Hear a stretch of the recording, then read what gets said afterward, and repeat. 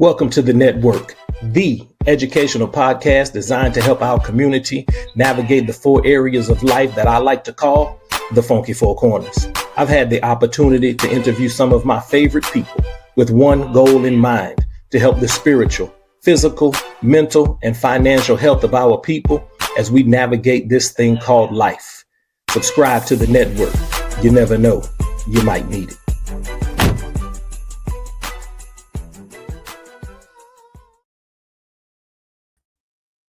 Listen, in the words of the great American poet, Tupac Shakur, I jacked his name up, sorry, Pop.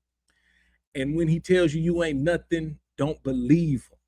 And if he can't learn to love you, you should leave him. Because, sister, you don't need him. I ain't trying to gas you up. I just call him how I see him. This is the network, the educational podcast designed to help our community navigate spiritually, physically, mentally, and financially. I am your host. My name is Michael Prejean. Today, we are launching our Women's Health Series. And this conversation that we're going to have today is going to challenge everything that you think you know about strength, sacrifice, and what it really costs women to keep showing up for everything else. Today, in the Funky Four podcast studios, I have a woman who has spent over a decade on the front lines of domestic violence prevention and community education. She's a native Houstonian, H-Town stand-up, a graduate of the other Southern University, Texas Southern University, as well as the University of Phoenix, a youth and family certified life coach, and the outreach director for AVDA, which stands for Aid to Victims of Domestic Violence, where she leads the charge in educating our community on the impact of domestic violence and breaking the cycle among adults and youth alike. So with your real hands and with your virtual hands, I want y'all to welcome into the co-op, Nicole Franklin Jones. Thank you. All right, Nicole, thank you for your time. I'm so glad that you are here today. Before we dive into today's topic, here's what I need you to do. Who are you giving flowers while they can still smell it? I'm giving them to myself. That was a question when you asked me that.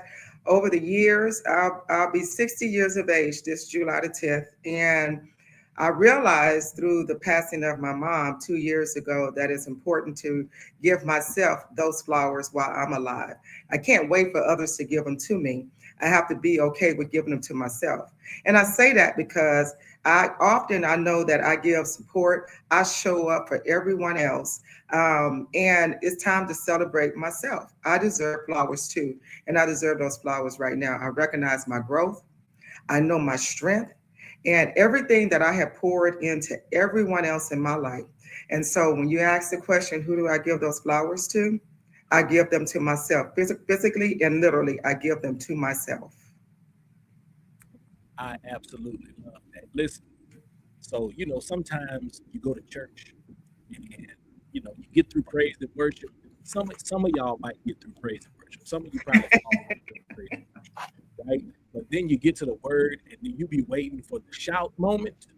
So 30 seconds into the podcast, we didn't already had the shout moment. Hey, so it's real. If you missed it, if you are tuning into this at a later date or time or listening to it, if you're in your car, just go and pull over on the side of the road, rewind this thing back, listen to what Nicole just told you about flowers. Then I need you to run about 4-5 laps around your car. That's it. Regain your composure, get back in, and then go back to wherever it was that you were going. So, man, let's give you. I appreciate that. That's real. That's real. So you can't wait to get flowers from other people. Nicole, I absolutely love that. Listen, real quick, before we go deeper, what's a comfort food from your childhood that still hits today? It still slaps, like the kids say. Tacos. I am a taco freak. I can eat tacos morning, noon, and night. That's good. That's a Houston staple. Yeah. Houston staple. All right, Nicole, let's get into this thing. So you lead community outreach for AVDA, Hmm. trainings, presentations, working with youth and adults. Yeah. So I want you to walk us through a day in that work. What does it actually look like? What does the average person never have the opportunity to see? So what a lot of individuals don't realize that I do every single day, not only with myself but also my staff, is that we don't realize how many individuals are victims of domestic violence, and they don't know exactly how to remove themselves, what services are out there for them, and also how to break the cycle of violence. And so every single day, I'm in the community, all the way from working in corporate America to the universities to even the faith community, educating and training individuals on how to not only identify what domestic violence is, but also understand how to have a healthy relationship. What I have seen and I continue to see on an everyday basis is that even though an individual may become a survivor of domestic violence, they tend to find themselves back in those unhealthy situations because no one is teaching them what healthy is. That's my job. My job is to go out and educate them not only on what unhealthy is, but also what a healthy relationship should look like. Breaking that cycle of violence, because unfortunately, if we don't, then it becomes very generational. And so, on an everyday basis, that's what I do. I get referrals from all over Houston and even sometimes out of the Houston, Texas area, just asking for me to come in and do trainings and presentations to educate individuals, not only family members, but also, again, corporate America, the faith community, universities, because we have to understand what that should look like and what it should not look like. So that's a life in the code every single day. That's good. That's good. So when people hear women's health, they are probably thinking about doctor's visits, mammograms, nutrition, things like that. But you're coming at this from the domestic violence side. So how does Correct. abuse show up as a health crisis, physically, mentally, emotionally, in ways that most people never connected as a health crisis?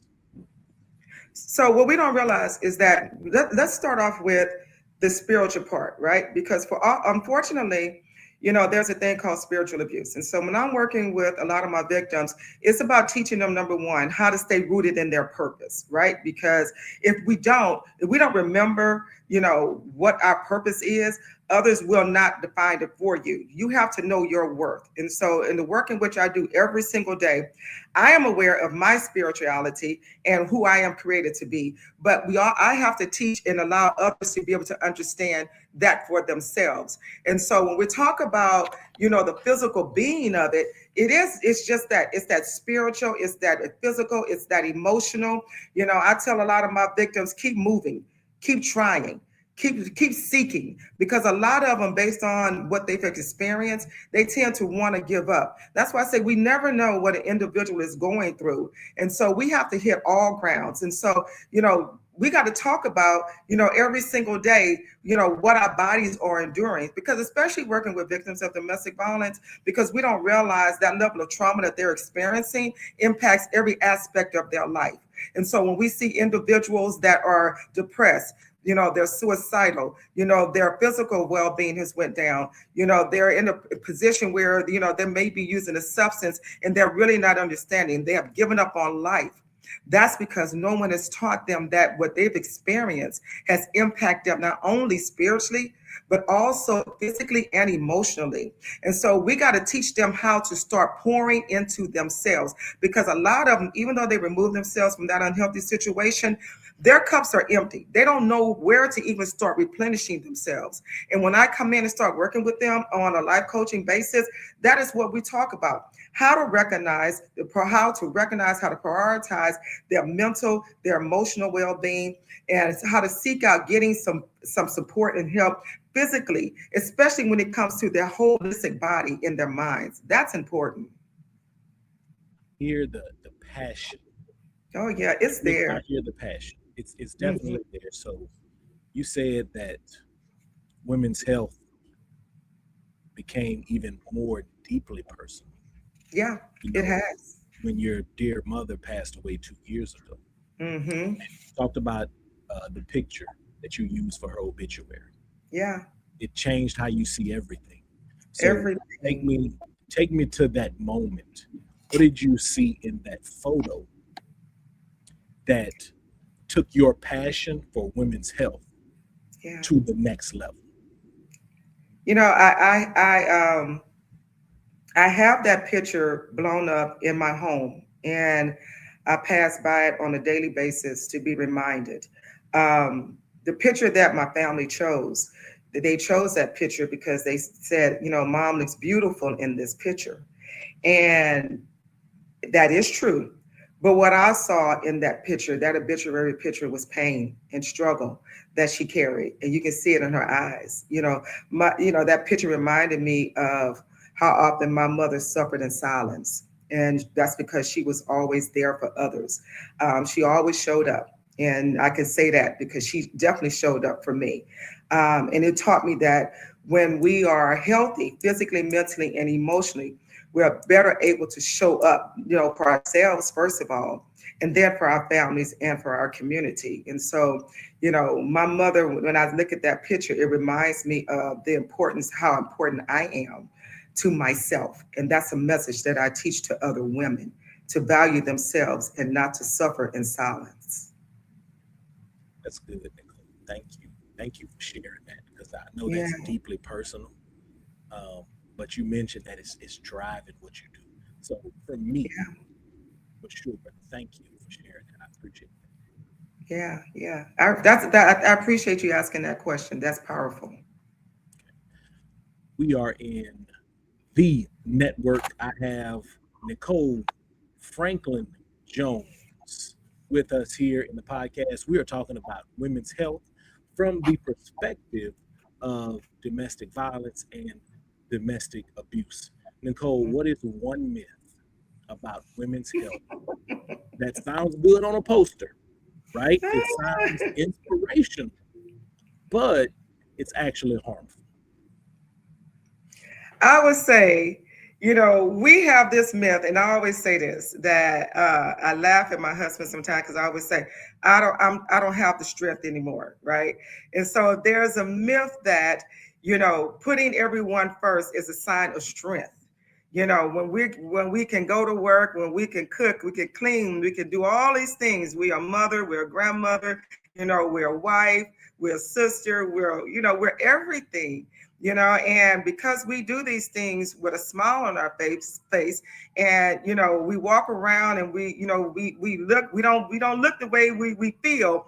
Individuals always seem to feel as though that we are strong, that it's a sign of strength, when reality is that we're neglecting our own health, which leads to burnout, illness, and it diminishes our well-being. And so we have to kill that myth that we as women have that strength and that we can do it all, because the reality is that we can't.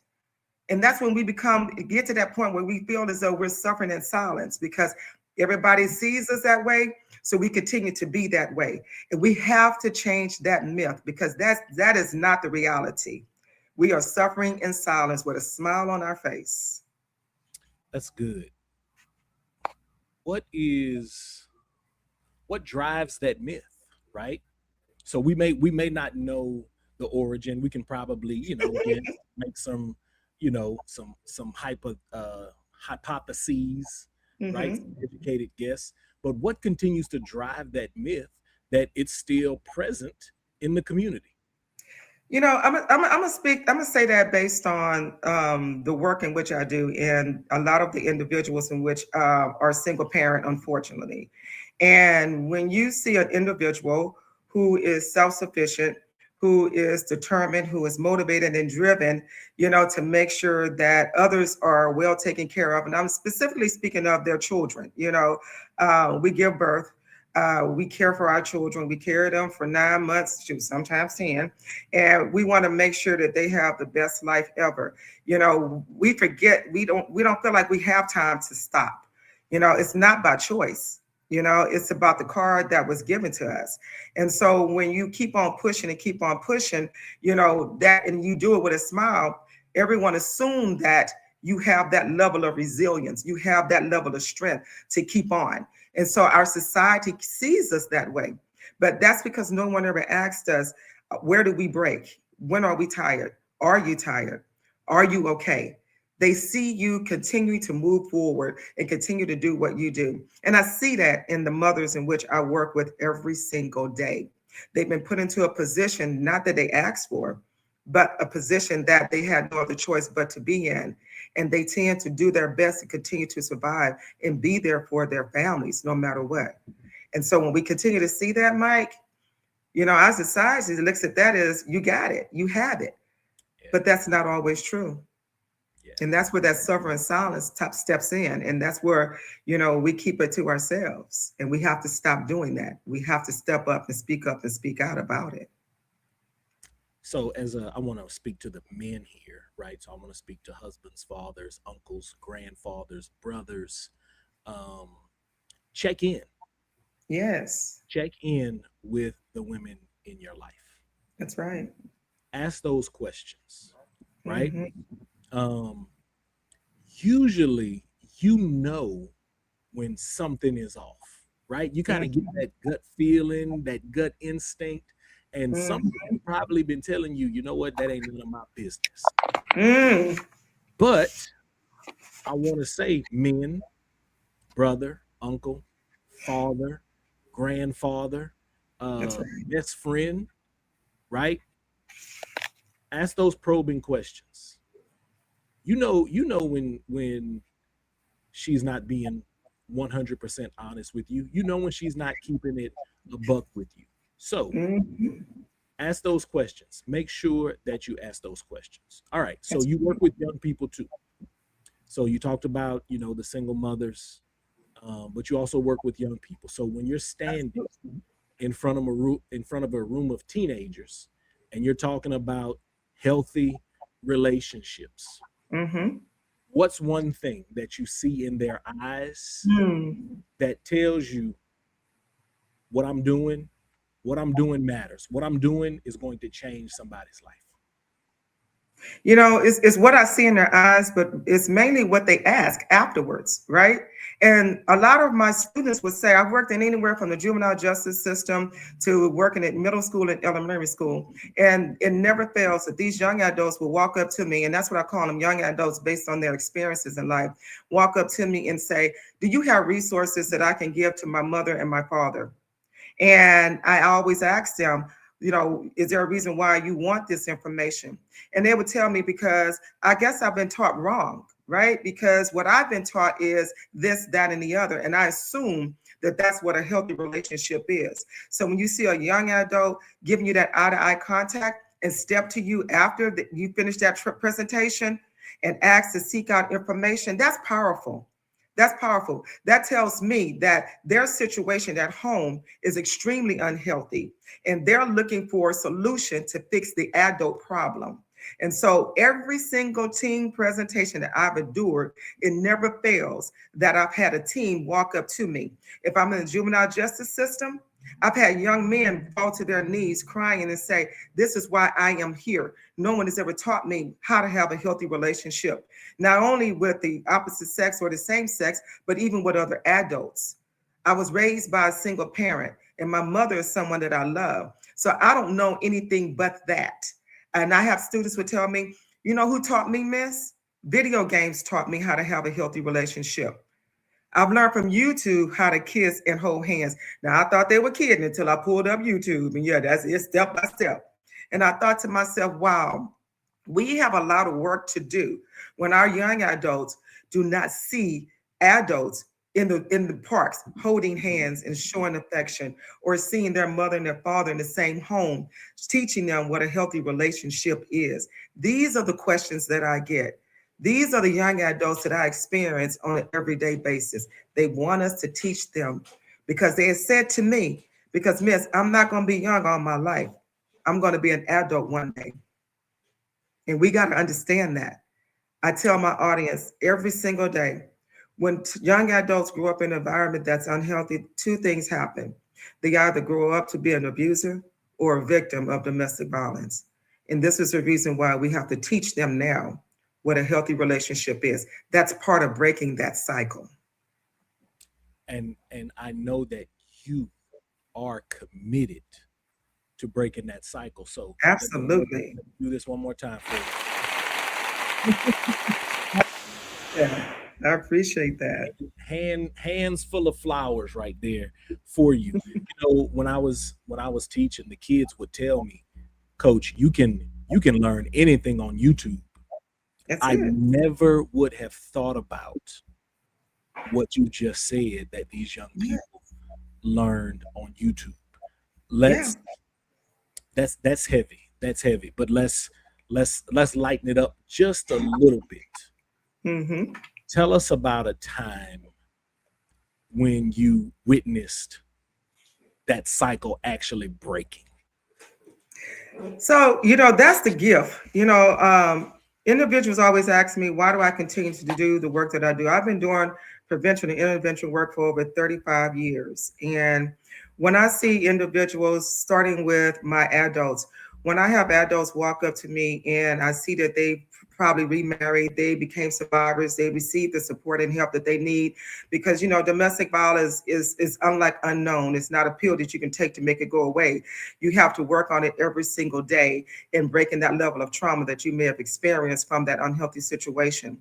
And when I teach them about having a healthy relationship and they come to me and invite me to their wedding, and they found someone that is there for them, that is lifting them up, that is there to support them and respect what they may have experienced, that keeps me going. That keeps me in this field. When I see young adults who graduate from high school, go on to college, and believe it or not, will still pick up the phone and call me 5 to 10 years later and say, thank you. The gift that you gave me are the gifts that I'm giving to my own children and one day my grandchildren. That keeps me grounded.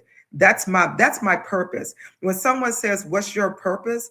That is my purpose. And I recognize that. And in order to keep fulfilling my purpose, I got to be mentally and physically healed. And that's why I say I give myself flowers, so that I can keep that strength and keep my bucket not overflowed, so I can continue to give that gift to other individuals. So that keeps me doing what I'm doing right now today. That's good. That is really, really good, because that's heavy work, and it's also very important work. So real Yeah. quick, before we shift gears, what's the last song that you had on repeat in the car? Ooh, it was a new one. I could find it on my phone. Someone sent it to me, and man, when I tell you, not only it's called "Celebrate Me," uh, you gotta listen to it. I'm gonna spell the name is Ingarose. Man, when I tell you, the song is powerful. I encourage anyone who is trying to find themselves and celebrate themselves to listen to that song. It's called Celebrate Me. That's the last song I listened to, and I'm gonna listen to it when I get off this podcast. Keep it on heavy rotation. Listen, before we jump into the next segment, I want y'all to take a moment to support us here on the network, help our community grow mentally, physically, spiritually, and financially. If you are watching on YouTube, do us a favor, hit the like button, subscribe, turn on your notifications. If you're listening on Apple Podcasts, give us that 5-star review. It helps us to reach even more people who need to hear these conversations. Follow us on IG, podcast _with _Prejean. And please tell a friend to tell a friend. That is how we strengthen the network together. All right, it's time for the Funky Four Corners of Life. You are in the network. I'm your host, Michael Prejean. We have AVDA, Aid to Victims of Domestic Abuse Outreach Director, Nicole Franklin Jones. All right, Nicole, give me the best advice you've ever received. I want one clear sentence. So, best spiritual advice you've ever received. You said to stay rooted. So let me ask Yeah. you, how does a woman stay rooted in her purpose when Hmm. everything around her is trying to uproot her, especially in an abusive situation? I'm gonna speak for myself. Because there was a point where I was married once before for 13 years. My first husband passed away, and then I lost my father, and then I lost my mother. And you start to question your spiritual strength. right? Because you start thinking, man, you keep giving me so much. And then why are you giving me so much? And I had to realize that if I step away from everybody, I had too much going on in my ear, not in my head, in my ear. And I had to take some time to myself, which meant that I had to eliminate, even from my children for a while, I had to put everybody on the shelf and really speak to my God and speak to myself and realize who I was and realize what my purpose was. That was the only way I was going to be able to hear it. And that was new for me. But I had so much coming at me. I needed that silence. When they say sit in your silence, that's what I'm going to tell everybody. Be okay with sitting in your silence, because if not, if you have everybody there in your head, you're never going to stay grounded. You're never going to be grounded. You got to get into that silence, and it's okay. Give yourself permission to do that. And that's the key word, permission. That is good. That is so good. Best mental or emotional advice you've received? Well, I'm going to say this about emotional. You know, we got to stop pouring from an empty cup.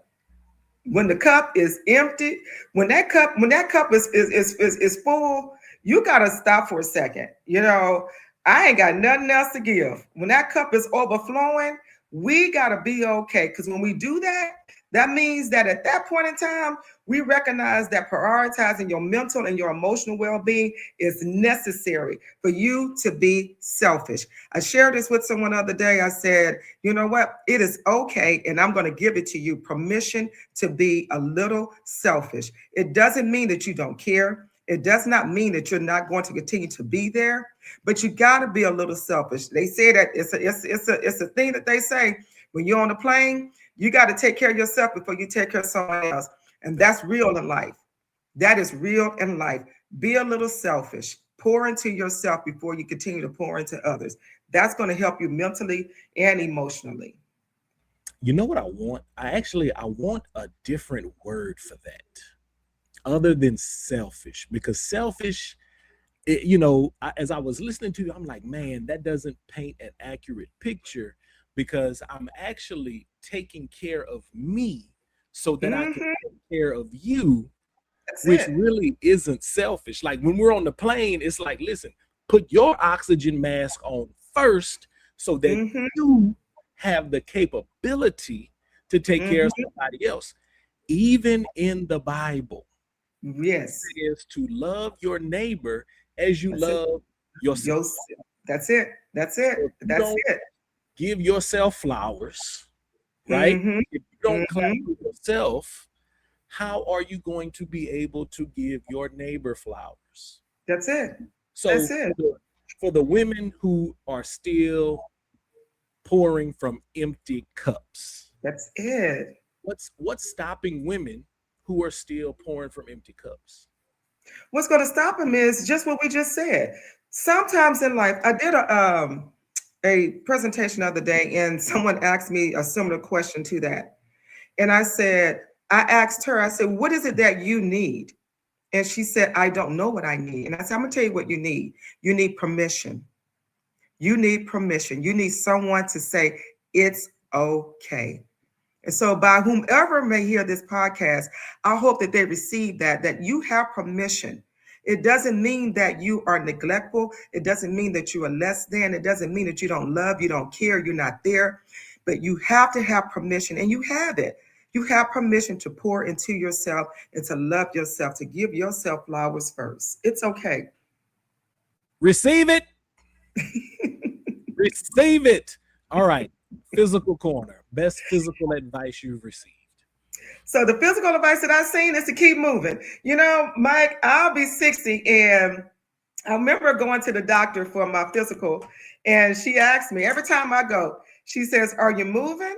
And I'm thinking to myself, yeah, I'm moving. I got to get up, go to work every single day. And she says, no, are you moving? And I had to really process that, because I gave myself permission to process it. And I realized that I'm not hydrated. I need to drink my water and keep moving. Because when I stop moving, well, then you can give me my flowers in another way. Keep moving. Keep, if it just means getting up in the morning and taking a walk and meditate, working in your yard. It doesn't have to be something that you're doing for others. Do it for yourself. Keep moving because your body is your foundation. This is all we have, right? And that's your energy, your strength, and overall well-being. We got to make sure that we take time for ourselves, and we got to start by just keep moving. That's it. Listen, we got somebody watching on Instagram, Krishana Vaughn, who is Mm-hmm. one of my favorite people on the earth. She said 60 going on 45. And yeah, absolutely. Because you said that twice now, and I'm in my head, I'm like, huh? I'm What? proud of it. I wouldn't have made it here if I wasn't a little, you know what? I had to take care of myself. I had to take care of me. Yes. It is Thank you. so important. All right. So why do you think some women treat their bodies like it's the last thing on the list? Like when did we learn how to not take care of ourselves first? It goes back to that myth. You know, we've been bred to think that, just because we have the title mother, that our job is to constantly be there for others. My daughter, I love her to death, and she's about to have her second child, and that's the gift that I realize that if I don't teach it and I don't practice it and let her see it, then she's going to fall into that myth, right? I tell her all the time, even in the midst of you raising your children, I need you to date. I need you to have your time to yourself. I need you to have your silent moment, right? Because that's another cycle that we have to break. Society has put that title on us, and we just went along with it. We assumed that because they said this is how it's supposed to be, then this is how we're supposed to respond and act. And that's not necessarily true. That is a myth. And we have to change that. And it starts with today. Listen, we are in here breaking every chain, myth busting, receiving it. I need y'all to give yourself permission. Give yourself Give permission. yourself permission. That's it. Let's do this for Nicole one more time. Thank you. All right, Nicole, best financial advice you have ever received. Build your own emergency fund. And I say that with the utmost respect. So, I go back to what I did not know until I had to know. And that was when I was married. My first husband passed away. We always assume that, finances are going to come in and keep you moving. But that's not necessarily true. And through that journey, I realized that, if starting that day, I had to make sure I put something aside. And then when God blessed me, he saw fit, obviously, to give me another husband. That was a conversation that he and I had, that I have to have an emergency fund because number one, it gives me my level of independence. And I don't want to be totally dependent on someone else, but it also allowed me to have that financial security, and that level of freedom to make decisions based on my level of dependency. And there's nothing wrong with it. I tell my victims, because there's a such thing as financial abuse, and I say no, it's financial abuse when one is keeping it from one another. But we have these conversations. A healthy relationship is when you and your mate talk about it and y'all have an understanding, because it goes the same for him. Something can happen to me and he has to be self-sufficient, independent. And so I think it's real important. Just because, again, we are women, don't mean that we don't have a right to have that level of security. So you make sure that you build your own emergency fund and you keep it there. And, that's self-care. That's self-care alone. You got to take care of you, and that's part of it. Give yourself permission to take Yes. care of you. And in this situation, listen, you're talking my language, Chris. You're still watching out there, Chris. She's talking our language. For women in abusive situations, financial independence, it can be more than a luxury. It can be an exit strategy. Yes. Right? Yes. So I'm glad you brought that up, because we don't realize a lot of individuals assume that their relationship is healthy because one is dominating the finances. But unfortunately, we have individuals from low economic to higher economic, individuals who live in River Oaks, that would say that they were financially abused by their mate. And what that means is that one person is dominating and controlling all the funds, right? And that person has no say so. And in the real world, that may look glamorous when you're still driving a Bentley and you're walking around in the most lavish outfits, and you think that life is good. But we don't realize the level of dominance that that person have over you. So you don't have a choice. Because when you do walk away, guess what? You walk away with nothing. So a lot of our victims, when they walk through the door, that is the aha moment for them, that over the years, it was great. It looked really pretty until it no longer was. Until they woke up one day and they saw the level of the emotional abuse, the verbal abuse, and unfortunately, even the physical abuse. When they did have the option to walk away, they realized that they didn't have nothing to walk away with.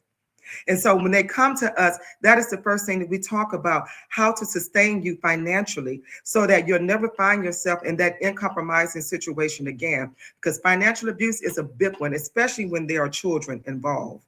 So that's key. And that's why, you know what, that nest is real important to have. That's good. That's game. That's a gem. I'm glad that you dropped that. All right. Before we're gonna play a game in a second, but before we get to the game, pancakes or waffles? Pancakes. Okay. All right. All right. So it's game time now. All right. So we're gonna go 3 rounds. It's all rapid fire. So we'll go either or, then we'll go agree, disagree, and then we'll go some word association. So don't overthink it. Just go with your gut. Okay. I'm open. Either or, prayer or meditation? Prayer. Early morning workout or evening walk? Early morning. You gonna journal it out or talk it out? Talk it out. Save it or invest it? Invest it. A Tyler Perry movie or an Issa Rae show? Ooh, you know, I like a little Tyler Perry best. Home cooked meal or eating out? Home cook. Solo self-care day or a girls trip? Ooh, solo self-care day. Okay. Agree or disagree? Strong women don't cry. I disagree. Okay. Agree or disagree? You have to love yourself before you can love someone else. Agree. Going to therapy is a sign of strength. Say that one more time. Going to therapy is a sign of strength. Absolutely. Therapy is a sign of strength. Every woman should have her own bank account. Every woman, I agree, should have their own bank account. All right. Now let me talk to the men. Listen, man. It's okay. All right. It's okay. Now, men, if that vexed your spirit, if that was a thorn in your side, I want you to ask yourself some questions. Like, why did that bother you? I want you to just think about that just for a second, guys. Okay. Yeah. Agree or disagree? It takes a village to raise a child. I agree. Forgiveness is required for healing. I agree. Okay. Last one. Agree or disagree? Women are harder on other women than men are. I agree. Interesting. Very interesting. All right, here we go. Word association. Word association. Give me the first thing that comes to your mind. Boundaries. Security. Legacy. Everlasting. Faith. Myself. Strength. Myself. Healing. Myself. Generational. My granddaughter. And freedom. Myself. Amen. Amen. And let the church say, come on, y'all, give yourself permission. You know what? Let's do this. Let's do this. Let's do this. Can't love anybody else if you don't love yourself. All right, Nicole, it's time for good medicine. This is one of my favorite parts. So I don't want the lesson. I just want the moment. Okay. You said choosing to prioritize yourself without guilt changed your life. Yes. So take us there. What were you going through when you made that decision? And how can what you learned help other women who are listening right now? You know, this is so funny because this is a new experience for me. Last year and the year before last, I'm very blessed, and that's the word I'm gonna use, to have a good social group of individuals in my life. And I realized last year my bucket was empty. I was there for everybody, And when I say there, I don't mean in a bad way. It was had a girlfriend here calling me to go here, another girlfriend here calling me to go here. I was trying to make sure I was doing things with my husband, being a grandmother, taking care of everybody else. And I was so burnt out. I was trying to remember, did I even take a nap, or when is the last time I had a good 8 hours sleep? And that was an aha moment for me. And so that's when I learned how to say no to individuals and prioritize myself without guilt. And believe it or not, a lot of individuals who were, down for me, took it personal. And I realized that, you know what, I cannot be all to everybody. I cannot do what everybody want me to do, because the person that was suffering was me.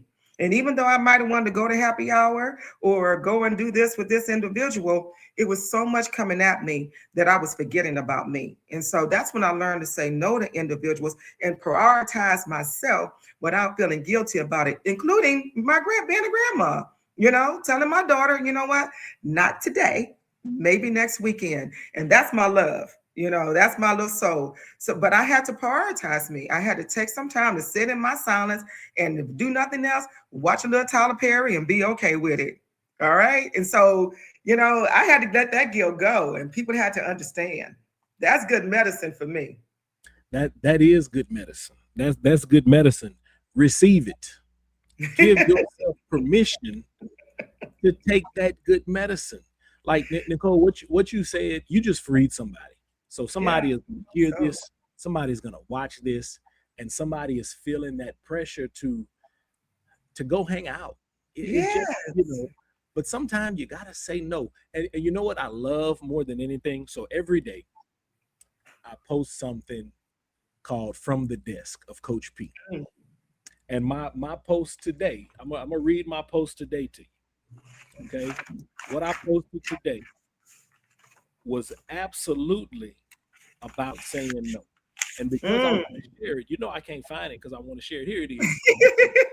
Learn to say no. Protect your time like it's the last slice of pizza. And some of y'all be real hungry. Hey, that's real. That's real. Every time you say yes, you're saying no to something else. And when you protect you, that means you are neglecting yourself. Nicole, that's good. That's good medicine. Yeah, that's good medicine. And everybody's not going to agree, but that's life. They'll be okay if they love you enough. They'll understand. All right, so we're almost to the very end of this thing. Almost time to wrap up. So I want to ask this question: What impact do you hope your work leaves on women? So when your name comes up in a room that you're not in, what do you want them to say? I used to think that my legacy was my word, but I realized that my legacy is my empowerment. You know, I want women to feel seen. I want when that time comes for me, my legacy to say that she wanted women to be seen. She wanted to equip them with the necessary tools for them to have strength. So that when their obituary picture is shown, that smile is a genuine smile. It's not a smile of struggles. It's not a smile of pain. We got to break the cycle. I want them to say, you know what? She talked about the importance of breaking the cycle and building a strong, healthy life, for not only herself, but for her future generation, which is my grandkids. And so that's what I want my legacy to be. It's about empowerment. It's about strength. It's about resiliency. If you could go back and tell 25-year-old Nicole one thing, what would it be? That I can't do it all. And that's okay. Ooh, that's powerful. I would go back and tell her that, what, it doesn't mean that I'm weak. It means that I'm strong, to be okay with asking for more support and more help. That's what I would tell the little Nicole. Somebody is not going to make it. Let me say it like I feel it in my spirit. Somebody didn't make it to the end of this episode. Yeah. Somebody is uh, inundated with the spirit right now, Yeah. right? Yeah. Like, so I said we're breaking chains, and I was saying it jestfully, but I'm very serious. I'm Yeah. very serious about that. Like, if you know me, you know my personality. I'm always joking, I'm always laughing, but I'm so serious about that. Mm-hmm. Somebody didn't make it to the end of this episode, and that is okay Yeah. because you already got your breakthrough. You didn't have to get to the end of this episode to get your breakthrough. That is why we do what That's we real. do here on the network. All right, Nicole, now it's time for You Didn't Ask. Yeah. I want you to say something that women need to hear, Okay. even if it's uncomfortable. That taking care of yourself is necessary. I've said that throughout this podcast. And a friend of mine, and I shared this with Mike P earlier, she did a presentation. Her name was Pat Pull, and she's an 80-year-old beautiful woman. And she said to me one time, and during the presentation, she said, none of us are going to make it out alive. And I laughed about it. And then as I was driving home, it hit me. And she says, because we know none of us are going to make it out of this world alive, we have to live hard, we have to love hard, but mostly we have to be a little selfish and take care of ourselves. It is necessary. It is necessary. So, by the sound of my voice, whoever is hearing this, I hope that you understand your value. I hope you understand your worth. But I also mainly want you to understand that you are somebody. You're more than just a mother, a father, a wife, a friend, a co worker. You are who you are to you, and love yourself more than you can love anyone else besides your father. And you know what I mean by that. Hallelujah. Amen. Yeah. Listen, everybody, before you dip out, I need you to hit that like button, subscribe, smash that bell, get these Mm, notifications. You don't want to ever miss an episode. If you're on Apple Podcasts, drop a 5-star rating. Follow us on IG. That's podcast underscore with underscore Prejean. Check the show notes for that good medicine because we all yes. need a dose of it and Yes. the advice that you didn't ask for, but we gave it to you anyway. This is the network. I need you to subscribe because you never know, you might need it. I'm Michael Prejean for Nicole Franklin Jones. Until next time, I need y'all to do one thing and one thing only. Let's make love the culture. Nicole, thank you so Thank much. you.